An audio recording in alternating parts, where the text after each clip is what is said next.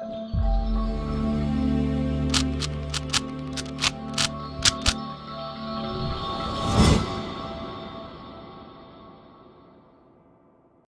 guys, welcome to Viva Classes. I hope you like my videos. If you like my videos, please like, share and subscribe our channel. आज हम integration का पूरा introduction आपको देंगे। सबसे पहले उसका मतलब समझना बहुत जरूरी है जो भी आप चैप्टर कर रहे हैं। इसके अलावा कुछ फॉर्मूलेज ऐसे हैं जिन्हें आपको इंटीग्रेशन और डेरिवेटिव दोनों का कंपैरिजन फॉर्म में समझना जरूरी है, ताकि आप उनको इजीली लिंक भी कर सके, कंपेयर भी कर सके और याद भी रख सके। तो ये वीडियो आपके लिए बहुत यूजफुल होने वाली है अगर आप इंटीग्रेशन चैप्टर करने वाले हैं। तो चलिए फटाफट से समझते हैं। सबसे पहले इंटीग्रेशन है क्या चीज जिससे कई लोगों को डर लगता है। तो इंटीग्रेशन कुछ नहीं है बच्चों, anti derivative, right. Now anti means क्या होता है? देखिए सबसे पहले आपको डेरिवेटिव का पता होना चाहिए। डेरिवेटिव ऑलरेडी हम पढ़ चुके हैं, जो कि हमारा 5th चैप्टर था। उसका यूज डेफिनेटली होगा बच्चों। डेरिवेटिव चैप्टर का इस्तेमाल होगा, डेरिवेटिव के फॉर्मूलोज का इस्तेमाल होगा इंटीग्रेशन में, क्योंकि उसी का रिवर्स पार्ट है। यानी जब हम गाड़ी सीधी चला रहे हैं, अब गाड़ी वापस लेकर आनी है, रिवर्स गियर मारना है, तो वही है एंटी डेरिवेटिव। यानी जो फंक्शन होता है, फंक्शन से आप डेरिवेटिव लेने के बाद एक फंक्शन पे पहुंचते हैं, वापस उस फंक्शन पे पहुंचना ही एंटी डेरिवेटिव है। मैम कुछ समझ में नहीं आया, एग्जांपल देखिए आपको समझाएंगे, समझने की कोशिश करिए। सबसे पहले याद करते हैं डेरिवेटिव क्या होता था। डेरिवेटिव दो वेरिएबल्स के बीच में ये रिलेशनशिप चेक करता था कि एक वेरिएबल में चेंज आने पर दूसरे में कितना चेंज आएगा। फॉर एग्जाम्पल आपको पता है कि delta Q upon delta P, या इसको हम D Q by D P भी लिख सकते हैं। इसका मतलब ये होता है कि प्राइस में चेंज आने पर डिमांड में कितना चेंज आएगा, क्योंकि हम ये तो जानते हैं कि प्राइस बढ़ जाता है तो डिमांड कम हो जाती है, और प्राइस बढ़ जाता है तो डिमांड कम हो जाती है, यानी इनवर्स रिश्ता होता है। लेकिन कितना? अगर मान लीजिए डेरिवेटिव निकालने पर ये 2 आ रहा है, क्या स्टैंड करता है? देखो उसको समझने की कोशिश करते हैं। इसका मतलब ये है कि प्राइस में, क्योंकि डिनोमिनेटर में कुछ नहीं है तो 1, अगर आप प्राइस में 1 यूनिट का चेंज करेंगे तो डिमांड जो है वो 2 यूनिट से चेंज हो जाएगी। ये हमने आपको डेरिवेटिव चैप्टर में बताया कि व्हाट इज डेरिवेटिव। तो डेरिवेटिव दो वेरिएबल्स, वो प्राइस और डिमांड हो सकते हैं, वो प्राइस और सप्लाई हो सकते हैं, वो आपकी एज और आईसाइट हो सकते हैं, वो कोई भी चीज हो सकती है, राइट। वो रॉ मटेरियल की कॉस्ट और सप्लाई हो सकती है, कुछ भी हो सकता है। दो वेरिएबल जो एक दूसरे पर डिपेंडेंट है, उसमें ये चेक करा जाता है कि एक वेरिएबल में चेंज आने पर दूसरे वेरिएबल में कितना चेंज आया, राइट। तो आपके पास एक रिलेशनशिप दे रखा होता है वेरिएबल्स का। जैसे मान लीजिए कि अगर हम कह रहे हैं quantity demanded is twice of price. Now क्या मतलब है कि जो भी प्राइस होगा डिमांड उसका डबल होगी, राइट। तो यहाँ पर क्वांटिटी जो है वो प्राइस पर डिपेंड कर रही है। ये होता है फंक्शन। फंक्शन का क्या होता है? मान लीजिए इसको हमने y ले लिया और इसको x ले लिया, क्लियर। तो यहाँ पर y किस पे डिपेंड कर रहा है? x पर। तो ये फंक्शन होगा आपके पास। इस फंक्शन का हम डेरिवेटिव लेते थे, अगर आपको याद हो तो। इसका डेरिवेटिव कितना आता था? 2, क्योंकि x का डेरिवेटिव कितना हो जाता है? 1। अब आपने इंटीग्रेशन में क्या करना है? वापस देखिए आपने क्या किया, डेरिवेटिव लेकर आप यहां आए, और ये डेरिवेटिव का क्या मतलब है कि अगर x में 1 यूनिट का चेंज आएगा तो y में 2 यूनिट का चेंज आएगा। तो हम ये जानना भी चाहते हैं, जैसे प्राइस में चेंज आएगा तो डिमांड में कितना चेंज आएगा, प्राइस में चेंज आएगा तो सप्लाई में कितना चेंज आएगा। ये सब चीजें रिलेट करती हैं, राइट। अब अगर आपसे कहा जाए कि नहीं आप वापस एक काम करिए, आपके पास dy बाई dx ऑलरेडी है, दैट इज 2। अब आप एक काम करिए, ये बताइए कि ओरिजिनल फंक्शन क्या था। This is known as function, जो आपके पास ओरिजिनली था।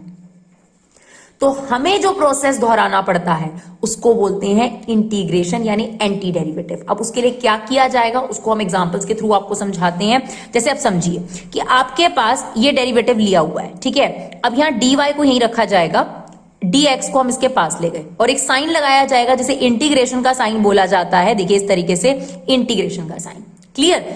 यहां पे होगा 1 का इंटीग्रेशन। अभी आपको फॉर्मूले नहीं पता तो अभी आप सिर्फ समझिए। 1 का इंटीग्रेशन, ये जो साइन है y के रिस्पेक्ट में y हो जाता है, ठीक है ना। 2 का इंटीग्रेशन x के रिस्पेक्ट में 2x हो जाता है। तो देखिए आपके पास इंटीग्रेशन के प्रोसेस से वापस वो फंक्शन आ गया जो आपका क्वेश्चन था। यानी अब आपने क्या करना है, सिंपल लैंग्वेज में, यार ज्यादा टेक्निकल नहीं जाते, हमने क्या किया था, डेरिवेटिव में क्वेश्चन से आंसर निकाला था। यानी अब आपने क्या करना सीखना है, क्वेश्चन फ्रेम करना सीखना है, यानी वापस वो फंक्शन था क्या। मैम हम क्या करेंगे क्वेश्चन फ्रेम करके? बिल्कुल बच्चों, आप लोगों को ये भी आगे आगे आप बढ़ते जाएंगे तो ये सब चीजें आती हैं, राइट। एक और एग्जांपल देखते हैं। फॉर एग्जांपल हमारे पास एक फंक्शन दे रखा है y square is equal to x square plus 8, right. अब हमने इसका डेरिवेटिव लिया, ये क्या आपके पास फंक्शन। चलिए अब इसका डेरिवेटिव लेते हैं, dy बाई डी एक्स, यानी हम y का डेरिवेटिव x के रिस्पेक्ट में ले रहे हैं, यानी y किस पे डिपेंड कर रहा है? x पर। तो आपको डेरिवेटिव तो याद होगा, इसका डेरिवेटिव 2x हो जाता है और इसका 0 हो जाता है। क्लियर? अब ध्यान से देखिएगा, इस फंक्शन का डेरिवेटिव आपके पास, ये चलिए अभी छोड़ते हैं, ये आ गया आपके पास डेरिवेटिव। अब आपने डेरिवेटिव ले लिया, अब मैं आपसे ये कह रही हूं कि एक काम करो, मुझे वापस फंक्शन बताओ। तो अब देखना ध्यान से, हम ये सिनारियो ऑलरेडी कर चुके हैं। अब हमारे पास जो इस चैप्टर में होगा, इस चैप्टर में हमें ऑलरेडी ये दे रखा होगा। अब हम क्या करेंगे, dy को यहीं छोड़ेंगे, x वाली टर्म x वाले के पास ले जाएंगे और एक सिंबल लगाएंगे, और वो सिंबल किसका है? इंटीग्रेशन का। What does integration means? Anti derivative, यानी वापस करो मुझे जो मेरी ओरिजिनल सिचुएशन थी, यानी ओरिजिनल सिचुएशन पे वापस लेकर आओ। तो 1 का इंटीग्रेशन y के रिस्पेक्ट में क्या हो गया? y 2 as it is. x की पावर 1 का जो इंटीग्रेशन होता है बच्चों, अभी हम आपको बताएंगे इसका फॉर्मूला, x स्क्वायर अपॉन 2 होता है। क्लियर? अब ये 2 से 2 कट गया और ये आ गया y square is equal to x square. तो ये आपके पास फंक्शन आ गया। आप कहोगे मैम ये तो बिल्कुल गलत है, क्योंकि जो मेरा ओरिजिनल फंक्शन था वो तो y square is equal to x square plus 8 था, और जब आपने इंटीग्रेट करके लिया है तो y is equal to only x square आया। ये तो पूरा आया ही नहीं। इसीलिए, क्योंकि इंटीग्रेशन में एक प्रॉब्लम होती है, जो कांस्टेंट था उसका डेरिवेटिव 0 हो गया, तो वो डेरिवेटिव में वो नंबर नजर ही नहीं आ रहा। जब वो नंबर नजर ही नहीं आ रहा तो आप उसका इंटीग्रेट कैसे करेंगे? है ना, जो चीज नजर आ रही है उसका इंटीग्रेशन तो बिल्कुल परफेक्ट आ गया, देखो एक्स स्क्वायर है ना, यानी इस डिजिट का इंटीग्रेशन तो हो गया, लेकिन व्हाट अबाउट 0? 0 का इंटीग्रेशन कैसे ले? तो इसीलिए जब भी हम इंटीग्रेट करते हैं तो एक सिंबल लगाते हैं सी का मतलब होता है कि हम नहीं जानते, बट हो सकता है यहां पर कोई आर्बिट्री कांस्टेंट चल रहा हो, यानी 8, 7, 9, 2 कुछ चल रहा हो। इसलिए जब भी इंटीग्रेट करा जाता है बच्चों, तो आप लोगों के मन में सवाल होता होगा y is equal to x square plus c, यानी सी लिखा जाता है कि हो सकता है कि यहां पर कोई कांस्टेंट चल रहा हो। अब ये ठीक है, अब ये गलत नहीं है। एटलीस्ट अगर आप ये लिखोगे तो गलत है। क्यों? आपके पास क्वेश्चन क्या था? y is equal to x square plus 8, और आपका आंसर क्या आया? इंटीग्रेट कर ये क्या आना चाहिए था ना, ये तो ये आया। इसमें और इसमें फर्क है भाई, ये तो एक्स स्क्वायर प्लस 8 है, मतलब एक्स स्क्वायर में 8 ऐड कर करोगे तो सिर्फ एक्स स्क्वायर है, इसलिए इसके प्लस में क्या लिख दिया जाता है? सी। ये नहीं पता कि सी क्या है, बट सी यहां पर कुछ ना कुछ जरूर होगा। और आर्बिट्री का मतलब ये होता है कि वी डोंट नो कि वो क्या है, लेकिन एक नंबर जरूर है। लेकिन उसको फाइंड आउट करने के लिए भी आपके पास कुछ चीजें दी जाएंगी, वो हम आपको बाद में बताएंगे। और एक दो एग्जाम्पल देखो, कुछ भी आप देख सकते हो। देखिए y is equal to sine x एक फंक्शन है, ठीक है, और एक और हम आपके पास लेते हैं y is equal to sine x plus 7 ले लेते हैं, ठीक है। चलिए अब इसका डेरिवेटिव लेते हैं, dy by D x. Sine x का डेरिवेटिव कितना हुआ? cos x, बिल्कुल परफेक्ट, ठीक है।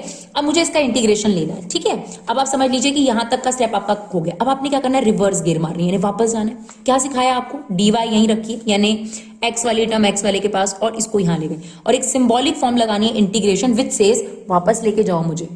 तो 1 का y के रिस्पेक्ट में इंटीग्रेशन होता है y, और cos x का इंटीग्रेशन होगा बच्चों sin x। देखो परफेक्ट आप अपनी पोजीशन पे पहुंच गए, ये देखो पहुंच गए पोजीशन पर।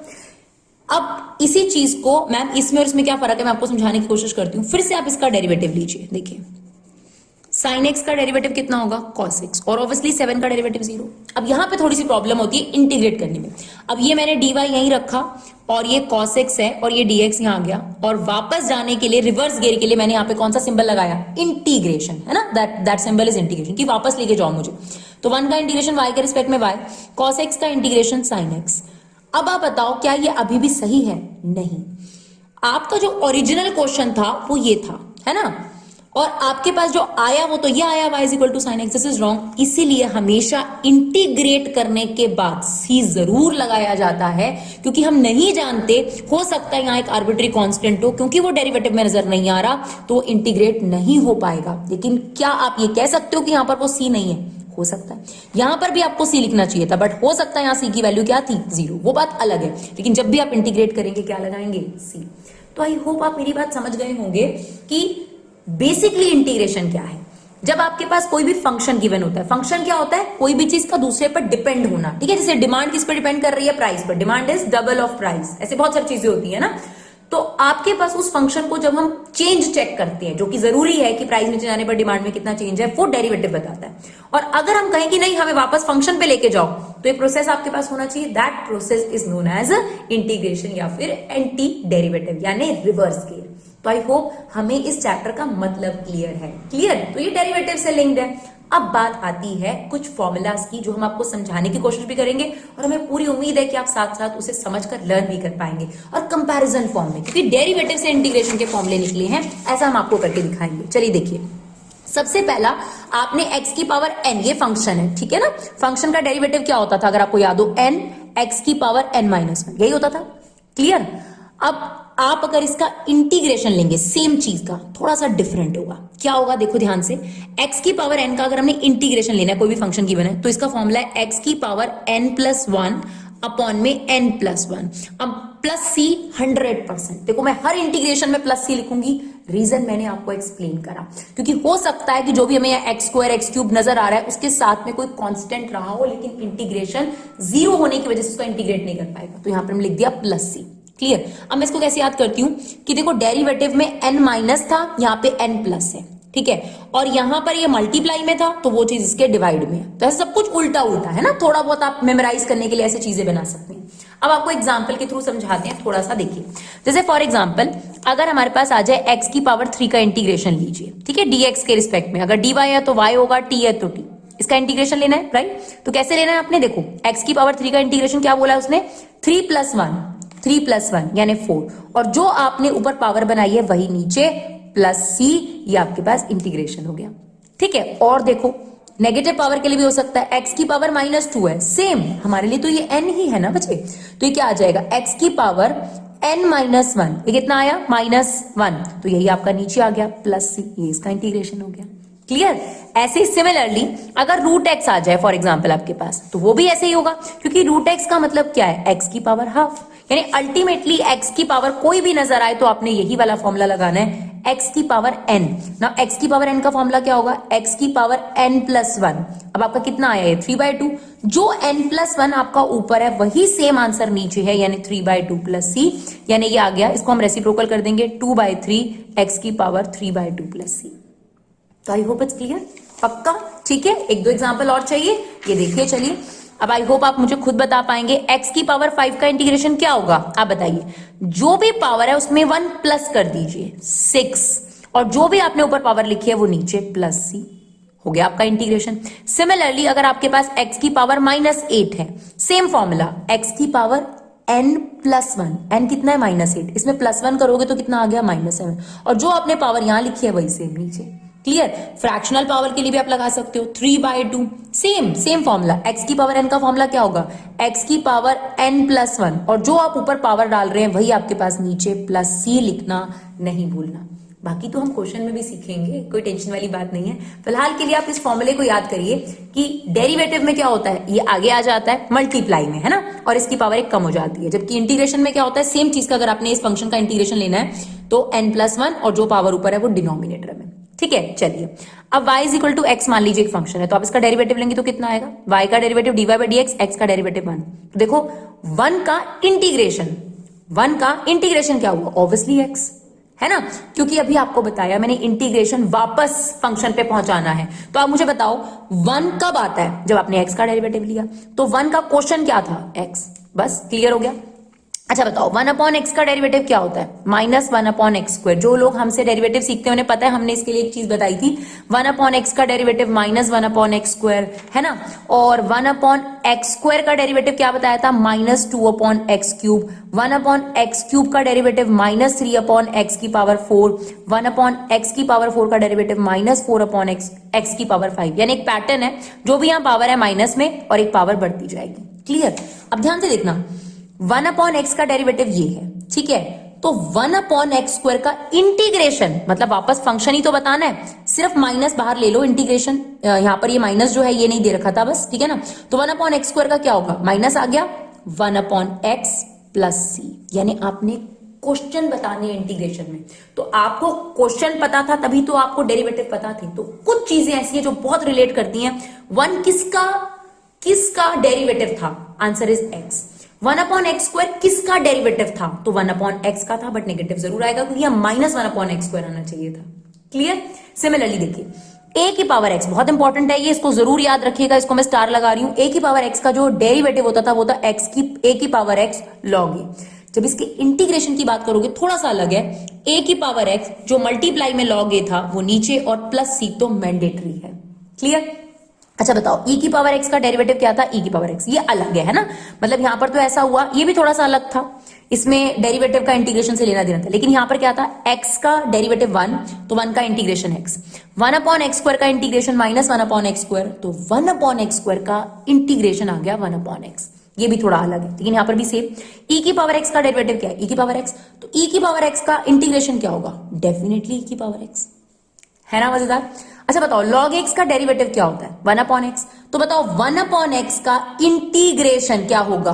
log x। वापस जिनको समझ नहीं आ रहा वो याद भी कर सकते हैं इंटीग्रेशन के फॉर्मूले, और जो रिलेट कर लेते हैं बहुत ही मजेदार बात है। अच्छा बताओ, साइन एक्स का डेरिवेटिव क्या होता है? आप बताओ। साइन एक्स का derivative cos x, cos x का डेरिवेटिव माइनस साइन एक्स, और टेन एक्स का डेरिवेटिव सीकेंड स्क्वायर एक्स। अब ध्यान से देखना, हमने इंटीग्रेशन में क्या करना है, क्वेश्चन बताना है वापस। आप बताओ कॉस एक्स किसका डेरिवेटिव था? ऑब्वियसली साइन एक्स का। अच्छा हमसे साइन एक्स पूछा, नेगेटिव नहीं लगा तो हम नेगेटिव अपने आप लगा देते हैं। साइन एक्स किसका इंटीग्रेशन होगा? कॉस एक्स का। बहुत सिंपल है, देखिए सीकेंड स्क्वायर एक्स किसका डेरिवेटिव था, यानी क्वेश्चन क्या था कि आपका सीकेंड स्क्वायर एक्स आया होगा, तो सीकेंड स्क्वायर एक्स मेरा डेरिवेटिव आया होगा 10x का, है ना, लिंक्ड काफी हद तक। चलिए और देखते हैं। अब देखिए कॉसिकेंट एक्स, इन तीनों के मैं आपके साथ डेरिवेटिव डिस्कस करती हूं। पहले तो जितने भी सी वाले देखिए उनके डेरिवेटिव नेगेटिव थे, है ना, cosecant x cot x, secant x का डेरिवेटिव सीकेंट एक्स 10x, और कॉट एक्स का derivative minus cosecant square x. ये भी लिंक्ड है, देखो सिर्फ नेगेटिव आपने लगाना है क्योंकि नेगेटिव हम नहीं ले रहे। कॉसिकेंट एक्स कॉट एक्स किसका इंटीग्रेशन था, मतलब डेरिवेटिव किसका था? ये वापस चले जाओ फंक्शन पे, माइनस कॉसिकेंट एक्स प्लस सी। अब बताओ सीकेंट एक्स 10x किसका डेरिवेटिव लेकर आया था? किसका डेरिवेटिव था? वापस बताओ, क्वेश्चन क्या था? ऑब्वियसली सीकेंट एक्स का। क्लियर? कॉसिकेंट में नेगेटिव लगा हुआ है, यहां नेगेटिव नहीं लगा हुआ तो आप नेगेटिव लगा दो। कॉसिकेंट स्क्वायर एक्स किसका हो गया फिर आपके पास? कॉट एक्स का, है ना, काफी हद तक लिंक। चलिए अब देखिए, अगर आपने ध्यान दिया हो तो किसी भी चीज का डेरिवेटिव 10x नहीं आता, किसी भी चीज का डेरिवेटिव 10x नहीं आता। जैसे देखो इसका डेरिवेटिव ये आया तो हमने इसका इंटीग्रेशन ये पता कर लिया, इसका डेरिवेटिव ये आया तो इसका इंटीग्रेशन ये हो गया, इसका डेरिवेटिव ये तो इसका इंटीग्रेशन ये, लेकिन किसी का भी डेरिवेटिव 10x नहीं आता। क्योंकि किसी का भी डेरिवेटिव 10x नहीं आता तो 10x का इंटीग्रेशन हमें नहीं पता, जो कि इन चैप्टर से डेरिवेटिव से रिलेटेड हो, तो अलग से आपने याद करना। इसलिए अब देखिए हमने यहाँ डैश डैश डालकर 10x और cot x, वेरी इंपॉर्टेंट, यहां पर भी मैं स्टार बना रही हूं आपके पास। 10x का इंटीग्रेशन अलग तरीके से होता है, सब्स्टिट्यूशन मेथड से निकालना पड़ता है, जो भी आप सीखेंगे। तो अभी फिलहाल याद कर लीजिए, log secant x plus c या minus log cos x plus c, और cot x का है log, सेम इसमें ही उल्टा हो गया, माइनस लॉग कॉसिकेंट एक्स और लॉग साइन एक्स। अब मैंने इसे कैसे याद करा है मैं थोड़ा सा आपके साथ शेयर करने की कोशिश करती हूँ, क्योंकि मुझे लगता है कि जो मुझे पता है मुझे सब अपने स्टूडेंट्स को बताना है। 10x क्या होता है? साइन अपॉन कॉस, डिनोमिनेटर में कॉस है ना, तो ये होता है माइनस लॉग कॉस एक्स। और आपको पता है ये जो नेगेटिव है अगर इधर आ जाएगा तो नेगेटिव क्या हो गया? 1 अपॉन कॉस, तो 1 अपॉन कॉस क्या होता है? सीकेंट। सेम कॉट क्या होता है? कॉस अपॉन साइन, तो डिनोमिनेटर इसलिए लॉग साइन एक्स। तो डिनोमिनेटर को इंपॉर्टेंस देनी है, 10 का है minus log cos x denominator वाला, और इसका है लॉग साइन एक्स। और ऑब्वियसली अगर लॉग साइन एक्स होगा तो उसमें नेगेटिव लगा दो, लॉग कॉसिकेंट एक्स, और माइनस लॉग कॉसिकेंट एक्स, तो ये क्या बन गया? Log secant x, right. ये हमारी ट्रिगो भी हो गई, अलजेब्रा के भी फॉर्मूले हो गए। अब बात करते हैं इनवर्स ट्रिगो के, उसका भी जो है डेरिवेटिव से काफी लिंक्ड है। अब आप बताइए साइन इनवर्स का डेरिवेटिव क्या होता है? 1 upon root 1 minus x square, right. और कॉस इनवर्स का सेम यही होता है, सिर्फ नेगेटिव आ जाता है। क्लियर? पक्का? अब इंटीग्रेशन की अगर बात करी जाए तो इंटीग्रेशन में अगर पॉजिटिव लिखा हुआ है ऐसे, तो आप इसका आंसर साइन इनवर्स एक्स भी लिख सकते हैं, है ना, और आप इसका answer minus cos inverse x plus c भी लिख सकते हैं, दोनों करेक्ट हैं। क्लियर? देखिए ये माइनस जो था आप इधर ले जाएंगे तो सेम आ जाएगा। मेरी बात समझ में आई आपको? यानी इंटीग्रेशन में आपके पास इस चीज के दो आंसर हो सकते हैं, साइन इनवर्स एक्स और माइनस कॉस इनवर्स एक्स। अच्छा मैम अगर ऐसा हो यहां पर आए ही नेगेटिव में, तब भी आपके पास दो चॉइसेस हैं, आप नेगेटिव को बाहर ले लेंगे, आप लिख सकते हैं माइनस, और इसको क्या लिख सकते हैं? ये साइन इनवर्स एक्स का डेरिवेटिव है ना। या फिर आप क्या कर सकते थे, नेगेटिव बाहर लेने की बजाय इसका आंसर क्या लिख सकते थे? कॉस इनवर्स एक्स प्लस सी। तो आप एक याद कर लीजिए, बहुत है इसमें, यानी इंटीग्रेशन के लिए एक ही काफी है इस पेयर के अंदर। Clear? Similarly ten inverse x का डेरिवेटिव बताओ क्या होता है, 1/x², और कॉट इनवर्स का होता है -1/x²। अब मेरे पास ये दे रखा है, ठीक है ना। अब मुझे पता है कि ये किसका डेरिवेटिव होता है, टेन इनवर्स एक्स का, और मैं ऐसे भी लिख सकती हूं माइनस कॉट इनवर्स एक्स, क्योंकि सेम ये चीज है, मैंने आपको अभी भी सिखाया, जिसमें भी नेगेटिव ना हो उसके आंसर में नेगेटिव लगा दो। लिख सकते हैं, लिख सकते हैं, बिल्कुल। अगर यहां नेगेटिव आ जाए, अगर यहां नेगेटिव आ जाए तो आप इसे कॉट इनवर्स भी लिख सकते हैं और minus tan inverse x plus c भी लिख सकते हैं। Both are correct. क्लियर। चलिए बिल्कुल लास्ट सीकेंट और कॉसिकेंट का। सीकेंट का अगर आपको डेरिवेटिव याद हो तो वो होता है x² -1, और कॉसिकेंट का सेम इसमें क्या होगा, ठीक है। अब देखिए फिर से, मेरे पास अगर ये है तो मेरे पास दो ऑप्शन है, या तो मैं लिख सकती हूं कि इसका जो इंटीग्रेशन है वो सीकेंड इनवर्स एक्स है, या मैं इसमें ऑटोमेटिकली आंसर वाला नेगेटिव ले लेती हूं, और ये अगर मैं हटा दूं तो ये किसका है, कॉसिकेंड इनवर्स एक्स का भी है। क्लियर हुई मेरी बात, पक्का कि आपको ये समझ में आया। तो आई होप आप लोगों को ये वीडियो काफी यूजफुल लगेगा। 20 मिनट में हमने पूरा इंट्रोडक्शन और जो भी इंपॉर्टेंट फॉर्मूलाज कंपैरिजन फॉर्म में हम डेरिवेटिव और इंटीग्रेशन के करा सकते थे, पहले आप यही 20 फॉर्मूलाज याद करिए। धीरे धीरे और बढ़ेंगे, लेकिन घबराने की जरूरत नहीं होती। अगर आप तरीके से उस चीज को करेंगे तो आपको कोई भी दिक्कत नहीं आएगी। अगर आपको हमारी ये वीडियोस अच्छी लगे तो प्लीज हमें सपोर्ट करिए, इन्हें अपना कीमती समय निकालकर शेयर जरूर करिए। Thank you so much guys for love and support. Keep supporting Vibha classes.